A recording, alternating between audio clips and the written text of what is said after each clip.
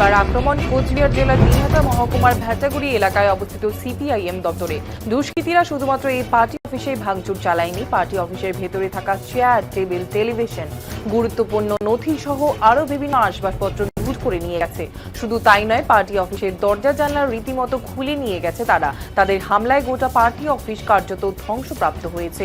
মঙ্গলবার গভীর রাতে দুর্যোগপূর্ণ আবহাওয়ার মধ্যে তাদের এই আক্রমণ নেয় ভয়াবহ রূপ। গোটা অফিস কার্যত ধ্বংসস্তূপে পরিণত করে তারা। খবর পেয়ে বুধবার ধ্বংসপ্রায় এই দপ্তরে ছুটে যান প্রবীণ সিপিআইএম নেতা তারাপদ বর্মন সহ পার্টি নেতা প্রবীর পাল, শুভ্রালোক দাস, উৎপল আচার্য, মিলনশীল প্রমুখ। এই ঘটনায় বিজেপি অনুশীলনগামীদের দিকে আঙুল তোলেন তারা। বর্ষিয়ান সিপিআইএম নেতা তারাপদ বর্মন বলেন, ৬এর দশকের শেষের দিকে রাজ্যে প্রথম এবং দ্বিতীয় যুক্ত ফ্রন্ট সরকারের আমলেই ভ্যাটাগুড়ি এলাকায় প্রতিষ্ঠিত এই সিপিআইএম দপ্তর। এখান থেকেই পার্টির কাজকর্ম পরিচালনা হতো। এরপর সপ্তমের দশকে ভাঙা হয় এই অফিসটি। ৮এর দশকে শুরু হয় আবারও নির্মাণ। ১৯৮৯ সালের ১০ই ডিসেম্বর নভেম্বরের বিপ্লবের স্মরণে কমরেড হরিকৃষ্ণ কোঙার ভবনের দ্বারোদ্ঘাটন করেন সিপিআইএম দলের তৎকালীন কোচবিহার জেলা সম্পাদক বীরেন্দ্র চন্দ্র দে সরকার। এরপর থেকে সংশ্লিষ্ট এলাকার পার্টি পরিচালনার ক্ষেত্রে এই পার্টি অফিসের গুরুত্ব ছিল অপরিসীম। ২০১৬ সালের এই পার্টি অফিসটি দখল করে স্থানীয় তৃণমূল দুষ্কৃতীরা। ২০১৯ সাল পর্যন্ত এখানেই বসেছেন তারা। এরপর অফিসটি পুনরুদ্ধার করেন সিপিআইএম কর্মী সমর্থকেরা। এবার রাজ্যের ক্ষমতা দখলের তৃণমূলের দেখানো পথেই হাঁটছে বিজেপি বলে অভিযোগ সিপিআইএম নেতৃত্বের। প্রশাসনকে দায়িত্ব পালন করার মধ্য দিয়ে এই ঘটনার নিরপেক্ষ তদন্ত সহ ঘটনার সাথে যুক্ত দুষ্কৃতীদের গ্রেফতার করে দৃষ্টান্তমূলক শাস্তির দাবি জানান তারাপদ বর্মন। এই প্রসঙ্গে দিনহাটার বিজেপি বিধায়ক অজয় রায় বলেন, প্রচারের আলোয় আসার জন্য সিপিআইএম নিজেরাই এই কাজ করেছে এবং বিজেপির বিরুদ্ধে অভিযোগ করছে।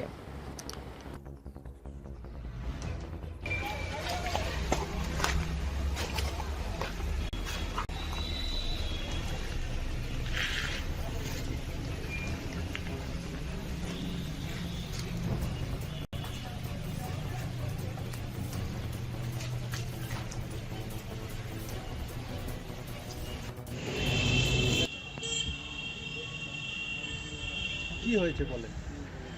এই যে পার্টি অফিস, এই পার্টি অফিস এই রকম চেহারায় দেখতে হবে, এটা আমার কোনোদিন কল্পনায় ছিল না। এই পার্টি অফিস অনেক পুরনো পার্টি অফিস। ৬০-এর দশকের শেষের দিকে যখন আমাদের এখানে প্রথম এবং দ্বিতীয় যুক্তফ্রন্ট সরকার তৈরি হয়, তখন এখানে অফিস তৈরি হয়েছে। সেই অফিস পরবর্তীকালে ৭০-এর দশকে ভাঙা পড়ে। আবার আমরা সেই পার্টি অফিস ৮০-এর দশকের শুরু থেকেই চেষ্টা করার জন্য, এবং অফিস তৈরি হয়। এই যে এখনকার যে অফিস যা দেখা যাচ্ছে, ভাঙাচোরা হলেও যা দেখা যাচ্ছে, এটা ৮০-এর দশকের শেষের দিকে, অর্থাৎ ১৯৮৯ সালের ১০ই নভেম্বর, সেই দুনিয়া কাঁপানো ১০ দিন নভেম্বর বিপ্লবের স্মরণে এই পার্টি অফিস এই আকারে উদ্বোধন হয়। আমাদের প্রভাত প্রতিম কুচবিহারের নেতা কমরেড বীরেন্দ্র সরকারের উদ্বোধন করে।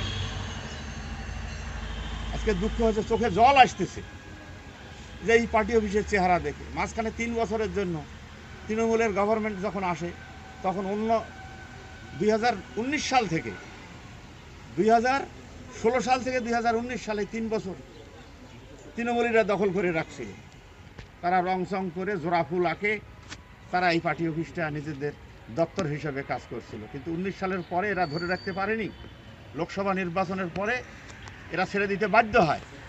আবার মার্ক্সবাদী কমিউনিস্ট পার্টি দপ্তর ফিরে পুনর্দখল করে এবং সেই অফিস অদ্যাবধি চলে আসছিল।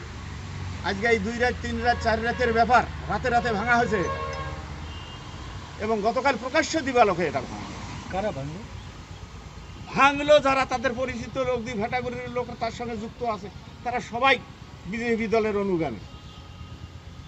কিন্তু তারা ওই যে ঝান্ডা ফেস্টুন ব্যবহার করেনি বলে, বা তারা তাদের পার্টির ইয়ে নিয়ে আসেনি বলে, কিন্তু তারাই ভাঙছে। এই যে এখানে সোসাইটির ঘর, তারাই ভাঙছে। আমরা বিজেপির যারা নেতৃত্ব তাদের কাছে জিজ্ঞেস করছি, প্রশ্ন রাখছি। এখানে একটা আওয়াজ তুলে দেওয়া হলো যে এখানে সরকারি প্রোগ্রাম হবে, কমিউনিটি হল হবে, কেউ বলছে না গ্যালারি হবে। আমরা জানতে চাইছিলাম যে তোমরা যাই করো না কেন, সে তো আলোচনা হবে। যদি একটা জনস্বার্থে বৃহত্তর কোনো কাজ হয় তাহলে নিশ্চয়ই আমরা ত্যাগ স্বীকার করব প্রয়োজনে। কিন্তু এটা কি রাত্রিবেলা ভাঙচুর হচ্ছে, রাত্রিবেলা করে জানালা দরজা খোলা হচ্ছে, হতে হতে আজকে এই অবস্থা কয়েকদিন মধ্যে। এটা আমাদের কাছে আবেগ ব্যাপার, এর সঙ্গে অনেক আবেগ ইমোশন আমাদের জড়িয়ে আছে। তিল তিল করে 8 আনা 1 টাকা 4 আনা তখনকার দিনে মানুষ চাঁদা দিছে, তাই দিয়ে দিনের পর দিন এটার কাজ হয়েছে। এত মানুষের কষ্টে গড়া এই পার্টি অফিস, এটার নাম হরে কৃষ্ণ কুমার ভবন। হরে কৃষ্ণ কুমার ভবন। বিজেপি কে মানে পিছনে গিয়ে এর মদত আছে? বিজেপির লোকরা ইনভলভড আছে, তাদের মদত ছাড়া এই পরিস্থিতিতে, এই বর্তমান পরিবর্তিত পরিস্থিতিতে কারো সাহস আছে সিপিএম অফিসে হাত দেয়? কার সাহস আছে? ওরা শাসক দল, ওরা যা খুশি তাই করতে পারে, এই মনোভাব নিয়েই করতেছে। মানুষের একটা গণতন্ত্রের প্রতি যদি এদের ভাব ভালোবাসা থাকতো, গণতন্ত্রে অবশ্য বিরোধী দল থাকবে।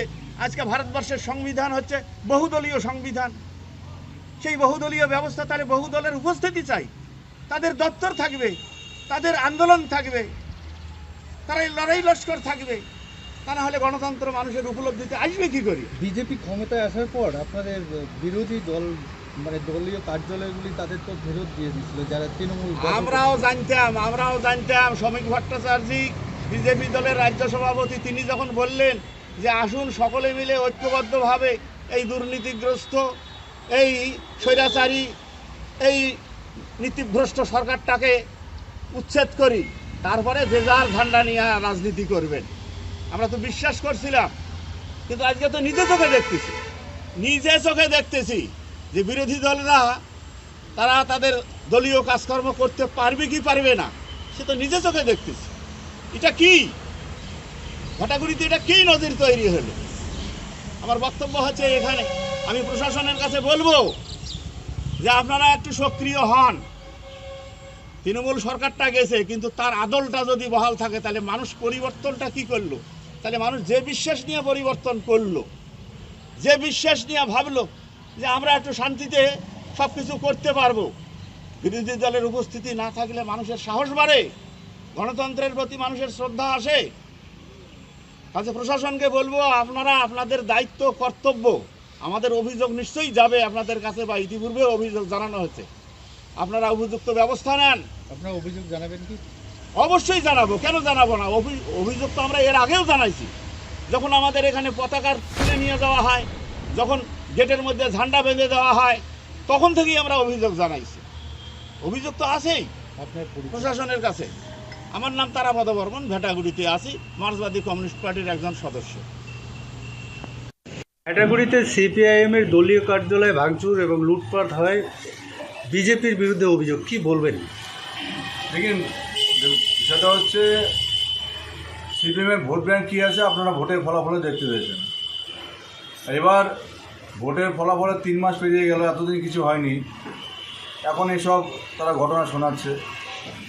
আসলে তারা প্রচারে আলো আসার জন্য এইসব তারা নিজেদের মধ্যে ঘটনা ঘটাচ্ছে, ঘটিয়ে এগুলো বিজেপির নাম নিচ্ছে। ভেটাগুড়িতে সিপিআইএমের দলীয়